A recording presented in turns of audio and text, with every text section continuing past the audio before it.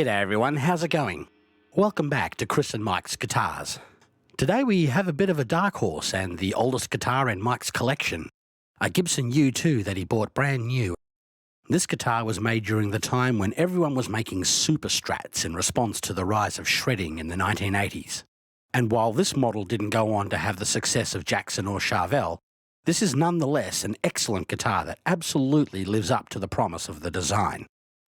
The 80s were a weird time both for guitars and Gibson as a company, which almost always leads to muddied waters when it comes to determining specs. There really isn't a lot of information on the interweb about this guitar, and there's also very little information as to why there's very little information. This isn't just a model of guitar that didn't find much favour in the market and simply got discontinued. It's almost as if Gibson are trying to erase it from their history, or more accurately, to pretend it just never happened. I did read somewhere that the model was developed in cooperation with Wayne Charvel, but like most of the information on the internet, there's just no way to know if it's true.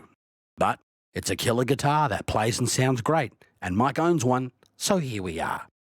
Let's dive in, shall we? The first detail to stand out is the hockey stick or banana-style headstock with inline tuners by Grover. The nut is a locking variety and made by Shure.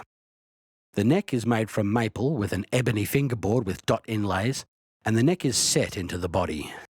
Scale length is 24.75 inches, and the neck is 1.744 inches wide at the nut. The body itself is basswood, and you can see how the black nitro finish has developed a fair bit of checking over the years. The original single coil pickups are OBLs, and as best we can tell, the humbucker was originally a Seymour Duncan unit, but now it's got a bare knuckle mule in there.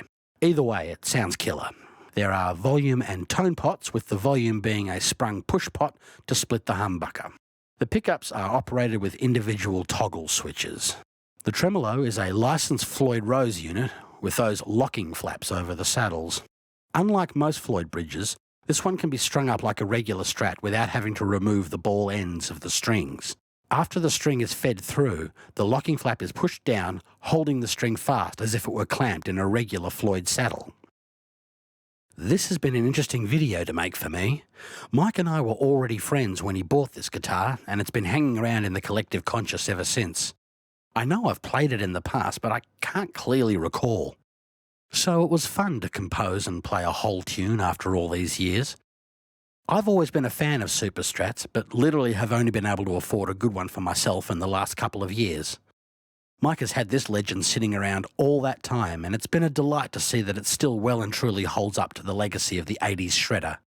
The guitar is light, precise, and great to play. It's too bad it never lived up to its potential.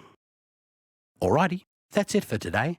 Thanks once again for watching, and remember to have fun out there. Cheers.